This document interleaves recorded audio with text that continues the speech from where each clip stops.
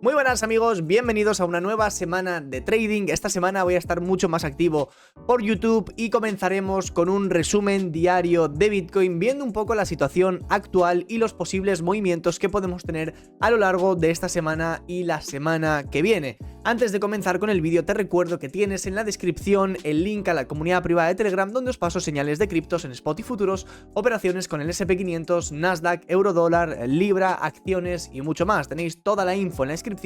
Y dicho esto, comenzamos con el vídeo.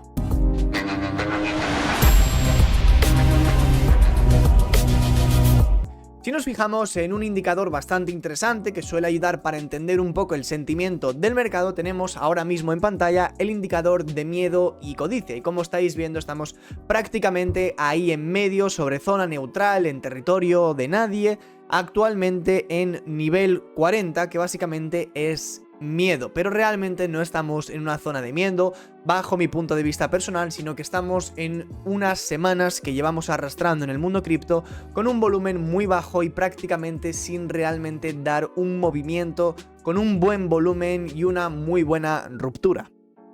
Si nos fijamos de hecho en CoinMarketCap, estáis viendo que Bitcoin actualmente se encuentra prácticamente sobre la zona $25.900. Actualmente hemos tenido muy poco movimiento durante estos últimos días y, como podéis ver, simplemente por hacer una breve comparación, venimos más o menos de estar por encima de los $29.000 aproximadamente y con una negociación en 24 horas de una media más o menos de entre 20 y 30.000 millones de dólares diarios, lo cual es un volumen bastante bueno para Bitcoin. Tuvimos una caída bastante agresiva, una pequeña consolidación, una consolidación que duró bastantes días, de hecho más o menos creo que duró unas 2 semanillas aproximadamente. Justo salió una noticia sobre los ETFs de Bitcoin, este se impulsó una subida bastante interesante, dio unos $2.000 de subida, aprox, más o menos, desde los $26.000, con prácticamente 30.000 millones de dólares en volumen, pero como podéis comprobar se ha borrado completamente esa subida. Es cierto que estos últimos 3 días hemos tenido menos volumen en el mercado cripto, también porque ha coincidido con fin de semana y justo hoy es festivo en Estados Unidos, por lo tanto tendremos unos días un poco más tranquilos en el mercado. Como noticia importante, la SEC retrasa la decisión de 6 solicitudes de ETFs de Bitcoin al contado en estos momentos, algunas de ellas siendo WisdomTree, Invesco Galaxy, Valkyrie, Vanek y Fidelity, con próximos plazos fijados para el mes de octubre. Además, yo pienso que durante este mes de septiembre y el mes de octubre de este mismo año tendremos bastante volatilidad en el mercado, sobre todo porque esta es una noticia que yo personalmente pienso, al menos, que es muy buena a largo plazo, pero es que en el corto plazo pienso que nos puede servir para especular bastante con el precio de Bitcoin. Y es que además, justo aquí podemos ver que según los documentos presentados ante la SEC con fecha de 31 de agosto, la comisión ha designado un periodo más largo en el cual puede revisar solicitudes de ETF de Bitcoin al contado de las empresas que os he comentado anteriormente. Tendrá otros 45 días después de la publicación en el registro federal para considerar los cambios propuestos en las normas que permiten la inclusión de estos vehículos de inversión, lo que dará a la reguladora hasta octubre para aprobar, rechazar o incluso retrasar otra decisión más.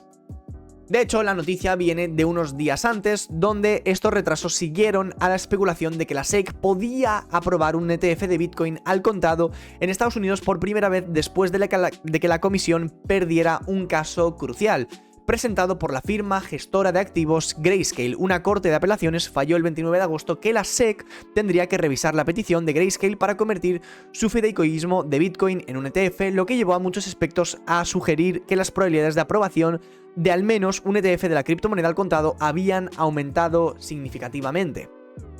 Además, los analistas de JP Morgan predicen que la SEC aprobará múltiples ETFs de Bitcoin al contado tras la victoria legal de Grayscale. Eso es un hecho, cuando el primero ya gana, los demás tienen que ir detrás, y yo personalmente pienso que durante los próximos meses, siempre y cuando Grayscale pueda ganar a la SEC y se apruebe su ETF, tendremos muchísima adopción en el mercado cripto y sobre todo regulación que yo personalmente pienso que es necesaria. En estos momentos hay muchísimas cosas de por medio, hay mucho miedo, hay muchísimos rug pulls y sobre todo esto para inversores grandes será una completa maravilla.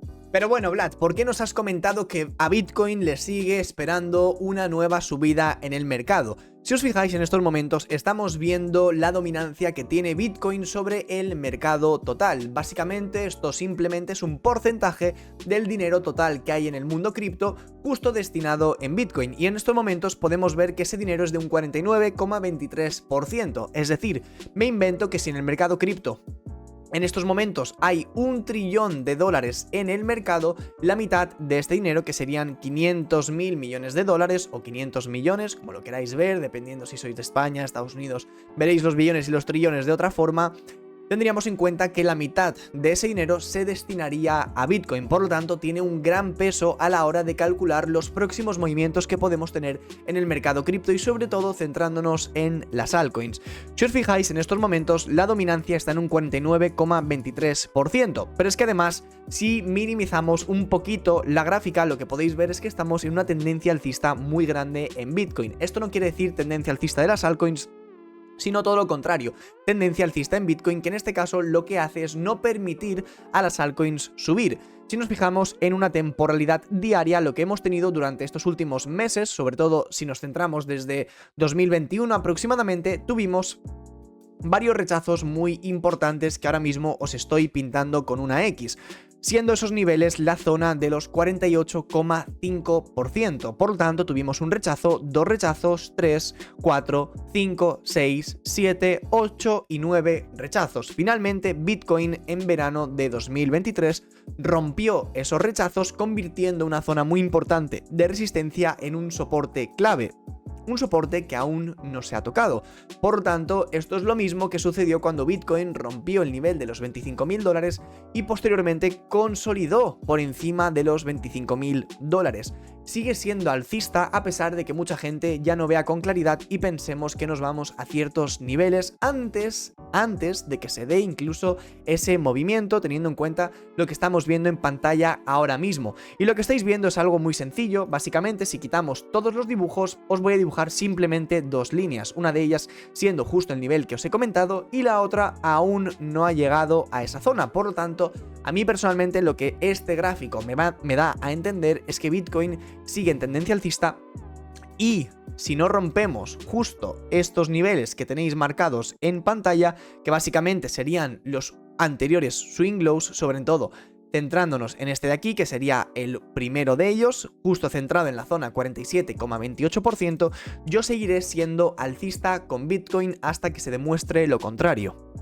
Si nos vamos a la gráfica de Bitcoin, lo que estáis viendo es básicamente lo que hemos estado comentando con la dominancia, pero ahora mismo extrapolado todo a la gráfica de Bitcoin. Y si justo unimos ambas gráficas, lo que tenemos es algo bastante simple. Añadimos ambas gráficas en la misma pantalla y podéis ver justo el movimiento de la dominancia en Bitcoin, cuando más o menos llegó justo a estos niveles de aquí arriba. Esta línea amarilla es la dominancia de Bitcoin. En estos momentos está siendo, por supuesto, como estáis viendo vosotros en pantalla, altamente alcista, ¿no? Tenemos un máximo más altos, por lo tanto la dominancia sigue siendo más alta, es decir, no tenemos en ningún momento una divergencia con las altcoins y por lo tanto a mí me sigue dando a entender que la dominancia de Bitcoin quiere seguir subiendo. Si en este caso seguimos con la gráfica y estamos en estos niveles actualmente de aquí arriba, donde tenéis marcada una X, tenemos una corrección que es la que inicia el movimiento en este caso, pero si nos fijamos aquí abajo aún tenemos un posible nivel de soporte que es el que marca la tendencia alcista en temporalidad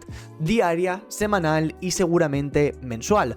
Por lo tanto, no podemos ser bajistas con Bitcoin hasta que no se produzca un movimiento similar con la dominancia, es decir, Bitcoin necesitaría romper este nivel, caer por debajo de la zona de los $24.800 aproximadamente y a partir de esta zona de aquí abajo rechazar seguramente y seguir buscando bajos más bajos. Hasta que no se produzca ese movimiento, lo único que podemos entender en estos momentos o sacar conclusiones en el corto plazo es que si la dominancia llega a este nivel debería rebotar siguiendo con su tendencia alcista.